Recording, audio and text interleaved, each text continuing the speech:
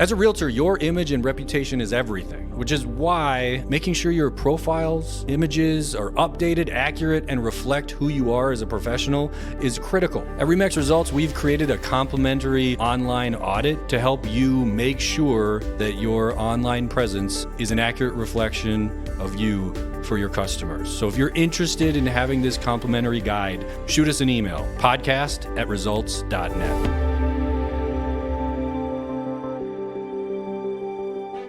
This week for the Results Driven podcast, instead of me asking the questions, I'm going to actually be the one answering them. So we have Suzanne Bushard here with us, who is the president of REMAX Results. And she and I are going to have a little bit of a conversation. And don't know if anyone heard about this, but there's a little bit of change going on in the real estate industry with the NAR settlement and MLS and everything else. And there's a lot of questions here, but I think the best way for us to have this conversation is for us to have a little conversation, and for me to turn over control of this interview to Suzanne.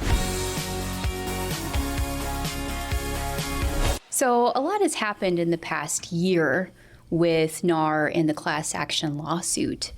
Can you remind us, how did we get here? Yeah, so it's actually been many years in the making. If we kind of go back to as far back as 2018, that was when a lot of these class action lawsuits sort of started to get filed and gain traction. Now, class action lawsuits, by their nature, they're massive. These massive things with many, many, many individuals involved, and they can span, the entire country. In these cases, they started in a couple different pockets.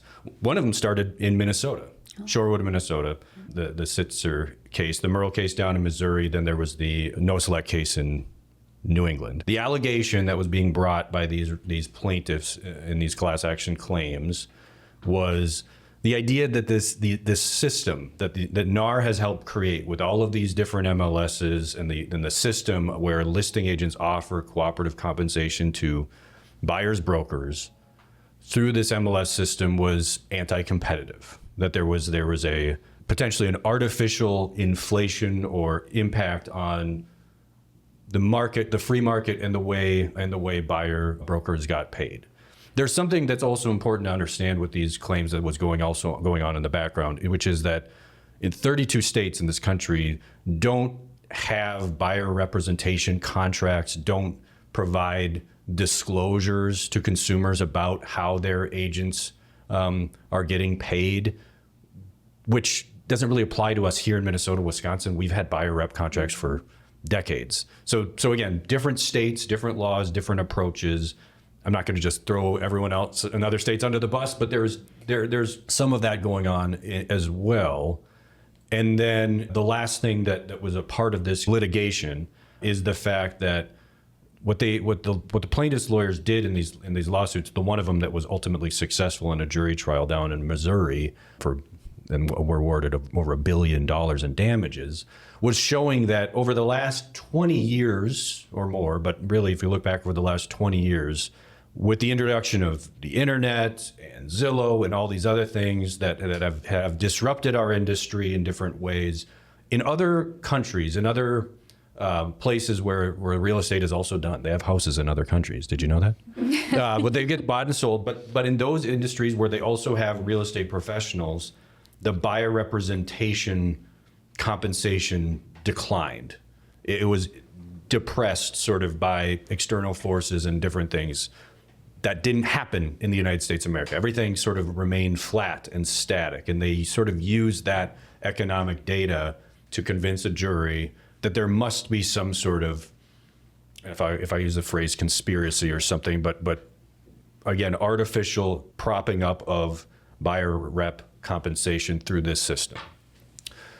Obviously, that all came out through the legal process and a jury trial. We can talk about how jury trials are interesting. The conclusions that a jury reaches isn't always 100% accurate because they're only allowed to look at evidence that they're given, and there was some evidence that was excluded from them. There were appeals being discussed in that trial. NAR was looking at trying to appeal it, so were some of the other bigger brokers, but then they recognized at the end of the day, they were already talking about $1 billion in damages ultimately the industry decided in favor of settling, and the lawsuits settling, all of these lawsuits resulting now in not only a large chunk of money being paid to the claimants, the home sellers who sold their homes between 2023 and 2017, but also practice changes to sort of course correct the industry and sort of make sure that this type of thing doesn't happen anymore.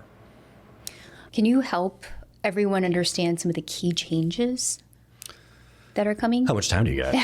So one big change is the idea that the effective here in a few days, it's no later than August 17th under the NAR settlement, but locally here in North Star MLS and some of the other MLSs is probably going to be like August 15th.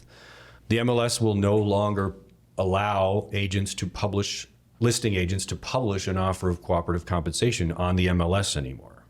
And by extension, what that means is this whole system of cooperative compensation that the industry has benefited from for years, that system of convenience is going away.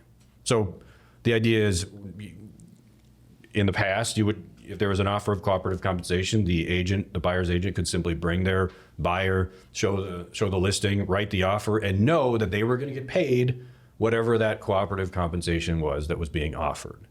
Now, when MLS cooperative compensation is gone, every individual transaction, if the buyer and the buyer's broker want the buyer's broker to be paid by the seller or by the listing agent from the list seller's proceeds, it's going to have to be put into a written agreement.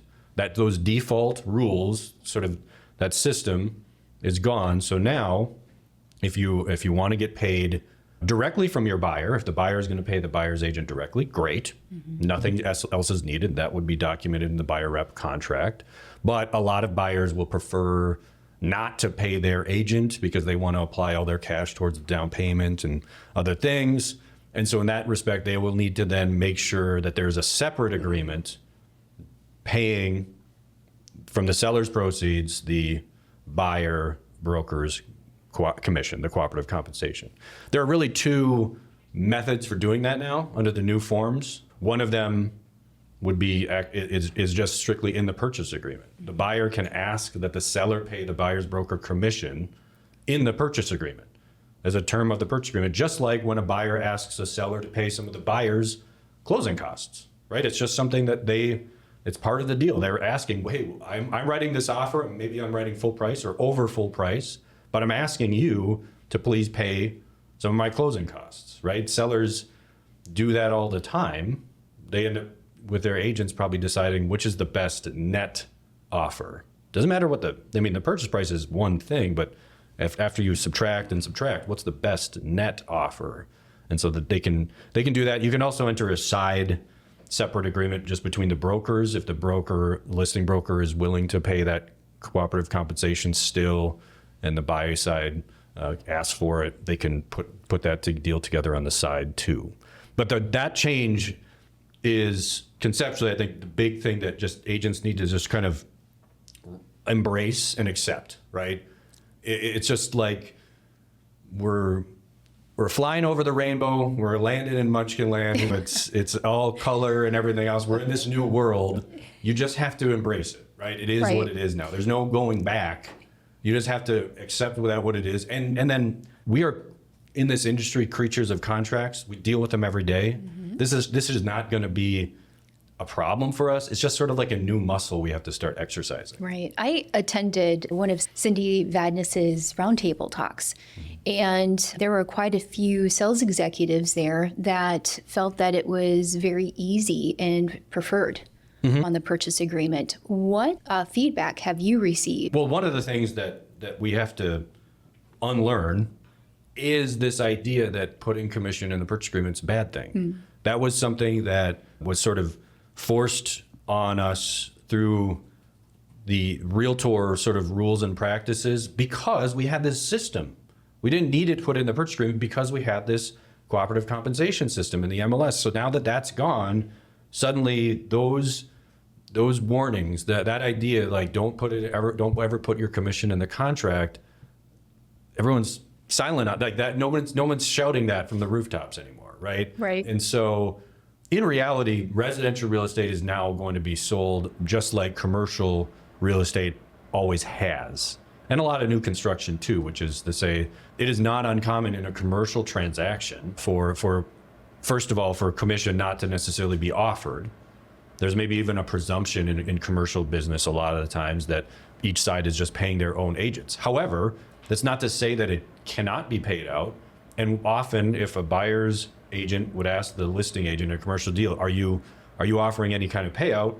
The listing agent would say, yeah, put it in the contract and we'll talk about it. We'll figure it out. But I'm not independently offering anything. You have to put it into the deal, right? And we'll factor that in the numbers. So it's in that respect, now that the forms are actually available and people can sort of see them, I think it becomes a lot more digestible and understandable. Mm-hmm. It was a lot harder to talk about this to agents back in June because the rules hadn't been written, the forms hadn't been published. It was sort of conceptually, it was a lot more cloudy and murky and not clear. But now we're starting to see it, and as next week we're entering that new reality. I think most agents are feeling fine, right?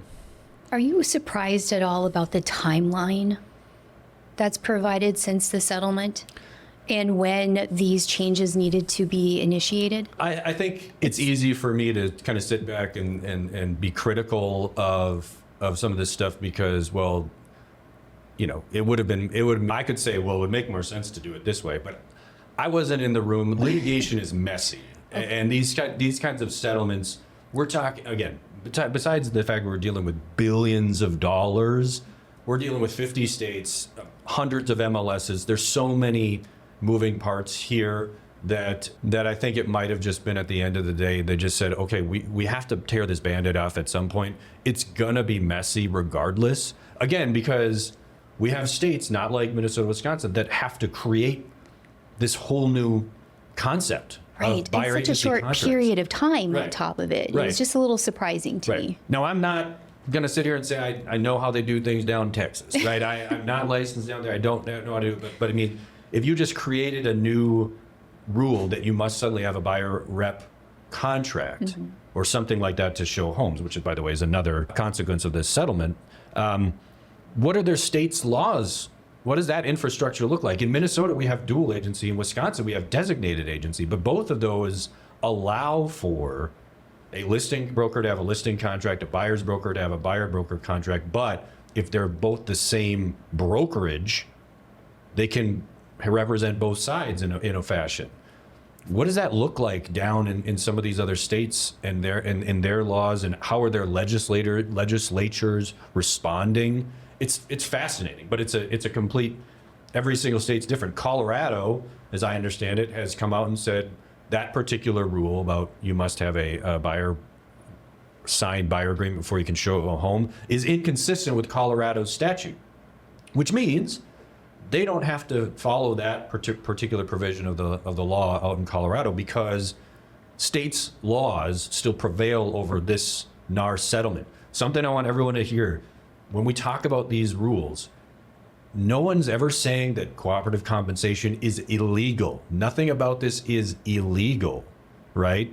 These are rules, industry rules that we are required to follow because we're realtors, right? It's not a legal issue, it's a professional standard, if you will.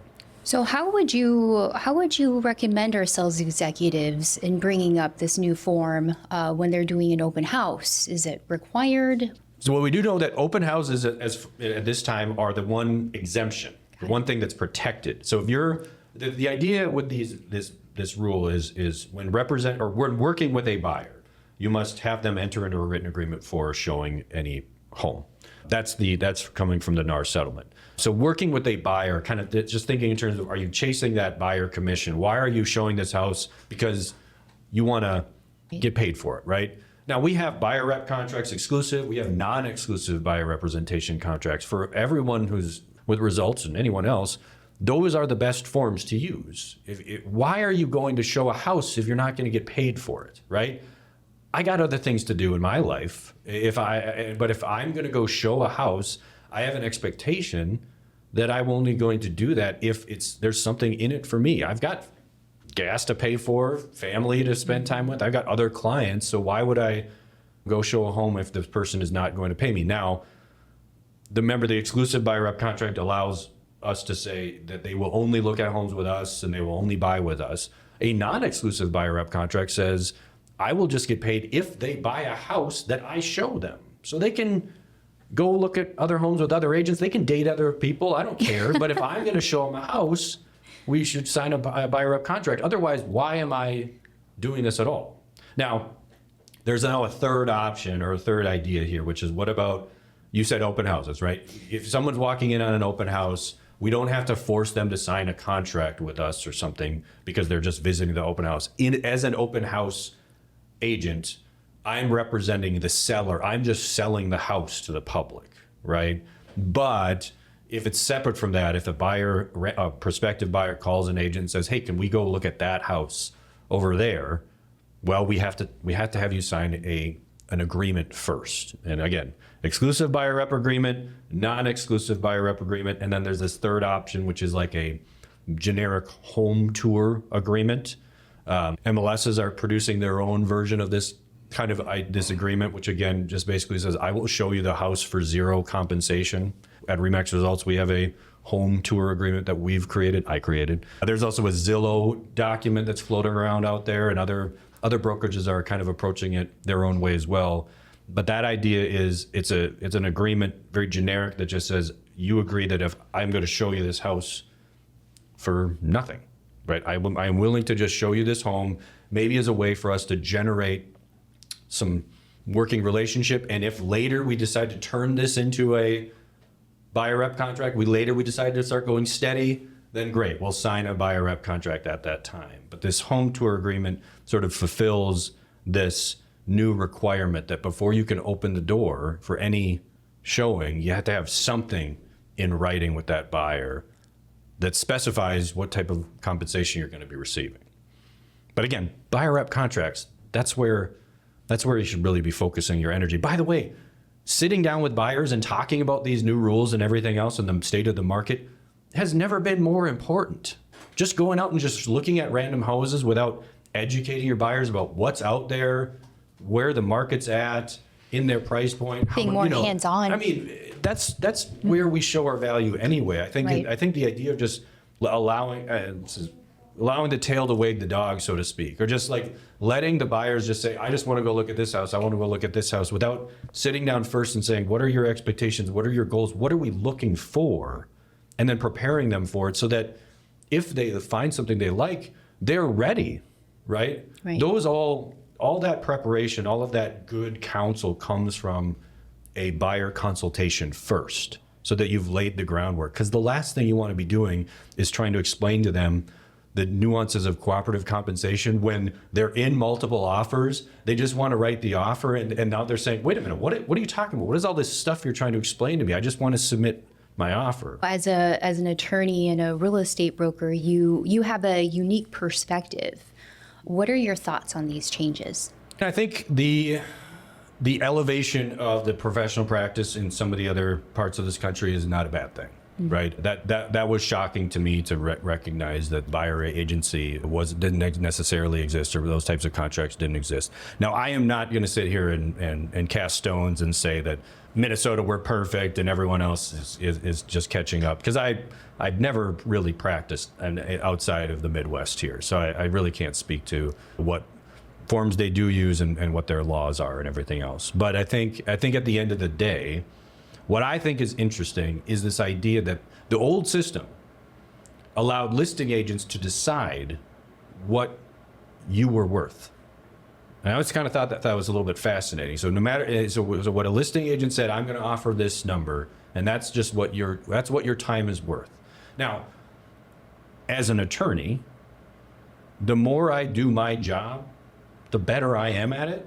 The more knowledge and experience and everything else I have, the more qualified and capable I am, I charge more, right? If I'm a private practice attorney, if I'm straight out of law school, I might be charging like $200 an hour. If I'm doing this for 25 years and I'm a leader in the industry and everything else, and I'm I'm not still charging what I charged as a first year associate, right? And so there is something to say to the idea that for some, this may be a challenge, right? For some, trying to explain your value and articulate that will be difficult for some. For others to say, I've been doing this for this many years, I've tracked my sales, and basically on average, I talked to somebody the other day about this. He tracked all of his sales and all of his transactions. He said, look, if you just look at my numbers, either based upon how much I either save a buyer and get that home below purchase price,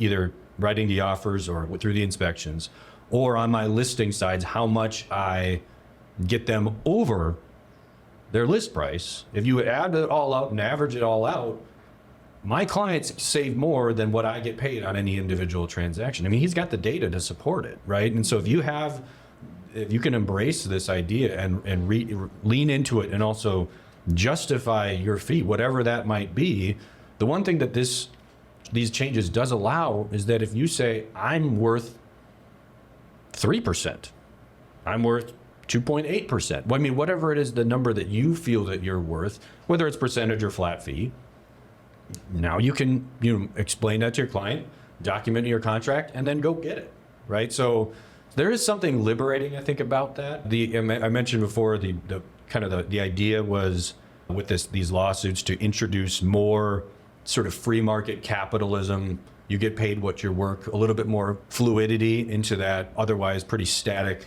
number of cooperative compensation that's been paid out over the last couple of years. But that doesn't mean the number will go down for everybody. That number can sort of be dynamic based upon the situation and the needs of the clients and your experience as a real estate professional. So I think it's interesting. I think it's an interesting time to watch this all sort of unfold. Agreed. Well, I want to thank you so very much for all your work, all your classes, and being a point of contact for so many of the sales executives. You are definitely appreciated. And I see that on Facebook and even on the roundtables that you've attended. Everybody sings you praises, so thank you. Yeah, it's even on the tough days when we're working with all these great sales executives who are quite thoughtful, and they send you cards and they say thank you and all that stuff. It's kind of like, all right, I like where I'm at. I appreciate it. So even on the days where the hair's getting a little extra gray, I ain't going anywhere. You earned every one of them. Yeah.